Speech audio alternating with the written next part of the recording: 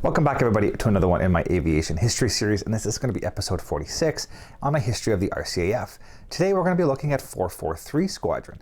From its start in the World War II as a home fighter unit to today as the primary Maritime Helicopter Squadron on Canada's west coast, 443 Squadron's had a bit of an on-again, off-again history. And as always, before we get too far into this, my name is Sean, and this is Sean's Aviation.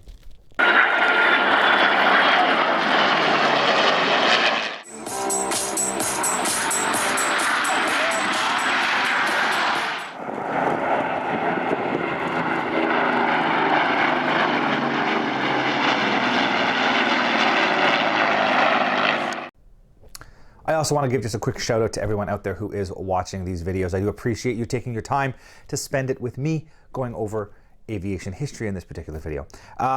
If you haven't yet and you do enjoy what you're watching, down below, hit the like, subscribe, and notification button. All of that will help you know when I put up more content, as well as push this type of content using the algorithm, the great YouTube algorithm, to all the other people who might be interested in this channel. So please go ahead and do that if you have already. Thank you. I appreciate you. And at this time, let's just jump right into it. Let's find out what the history of 443 Squadron was. 443 Squadron was initially formed as number 127 Squadron, a home unit fighter squadron, on July 1st of 1942. It was initially based at Dartmouth, Nova Scotia, but also flew from Gander, Newfoundland and Penfield Ridge, New Brunswick. It was equipped with Hawker Hurricanes and was tasked with protecting the eastern coast of Canada, especially Halifax Harbour, from potential enemy threats. In 1943, it was selected as one of 6 units to be relocated to Europe to help build forces for the planned invasion of the European mainland. As such, the unit left their aircraft in Canada and took ships to England, arriving at their new base, RAF Digby, on February 8th of 1944. Upon arrival, they were redesignated as 443 Squadron as per the Article 15 Convention, assigned the squadron code 2I, and received their first aircraft, Spitfire Mark 5Bs, that same month. Now, they did not fly the Spitfire Mark V operationally and only used them for initial conversion training. They were replaced with the Spitfire Mark 9Bs starting in March. On March 18th, they moved to Holmesley South for a brief time before going off to an armament camp to get practice with live weapons. On April 8th, the unit moved to West Hampton, and while there, on April 13th, the unit flew their first operational mission. This involved 12 aircraft providing top cover for a formation of Bostons and Mitchells that were bombing Dieppe. After the raid, 5 of these aircraft broke off and carried out strafing runs over Rouen. 6 days later, the unit recorded their first kill when 6 aircraft were providing escort for a formation of returning US AAF Marauders.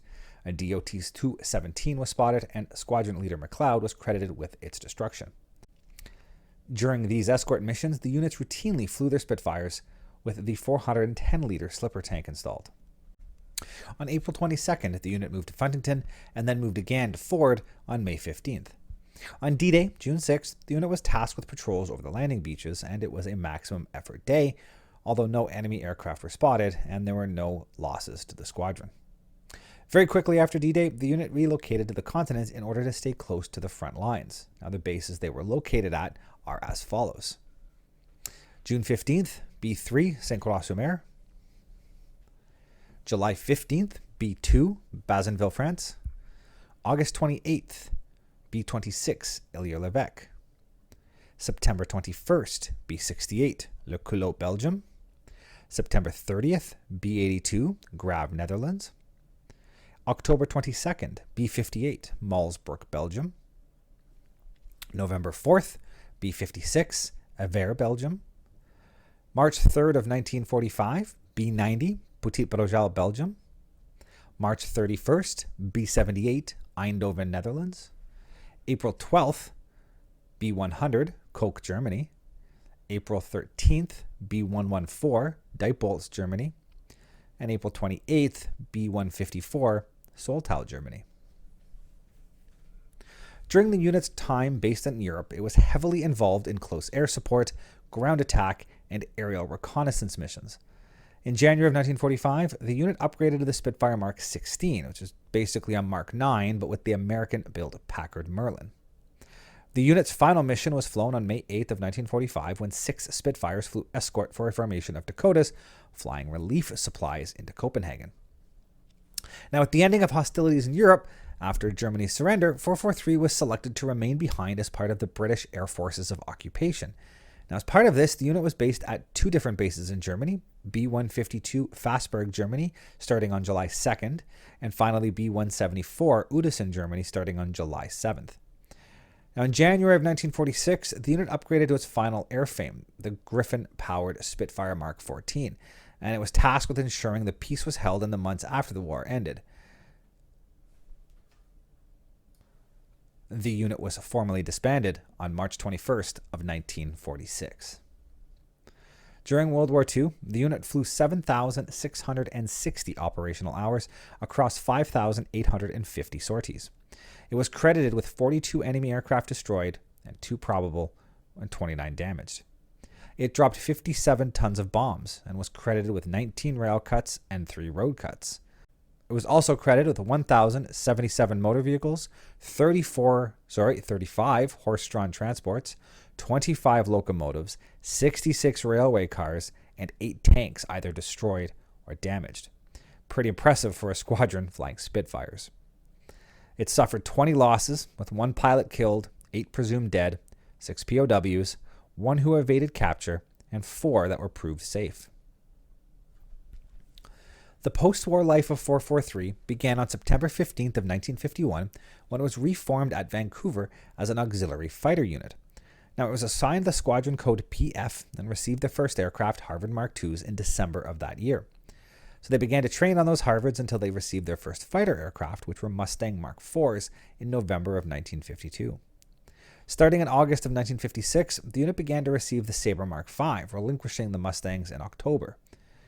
In 1958, the RCAF decided to do away with auxiliary fighter units, and 443 converted to a light transport role. As such, the Sabres were replaced with Expeditors in August, and the Harvards moved on in September. In line with other light transport auxiliary units, 443 began to receive the DHC-3 Otter in October of 1960. Now, the unit continued to support the military along the western coast, as well as helping out with SAR missions until 1964, when the RCAF decided to stand down all the auxiliary squadrons that were still operational. As such, 443 was stood down in March of 1964. 10 years later, on October 25th of 1974, the unit stood back up at CFB Shearwater when the legacy naval unit HS-50 was split into 423 and 443 squadrons. Both these units were flying the Sea King helicopter, and with the need for further helicopter units on the Pacific coast, 443 was relocated to CFB Patricia Bay, located at Victoria Airport. In the early 2000s, 443 Squadron routinely had detachments in the Arabian Sea in support of the War on Terror, and in August of 2018, the unit began the process of replacing the Sea King with the new CH-148 Cyclone, after nearly 10 years of delays with this new airframe. Today, 443 Squadron continues to serve on the West Coast with the CH-148 Cyclone in the Maritime Helicopter role, and routinely sends aircraft and personnel on detachments on various naval ships as they have deployments across the Pacific theaters. Now, the 148, the Cyclone, had a bit of a rocky start, but today its performance is in the acceptable levels and is an integral part of the RCAF's maritime helicopter fleet. I mean, it's the only aircraft we have in the fleet and is important as well to the naval side of it as they deploy, as I mentioned. Now, I don't see 443 going anywhere anytime soon. The naval helicopter, maritime helicopters are a vital part of our defense strategy and will be needed for many years to come. And with the 148 being a relatively new airframe, as I said, I don't see 443 going around anytime soon. It will continue to serve and honor the legacy it has built up over all of these many, many years. Now, on that note, I'd like to thank you all again for watching, and we'll see you all next time.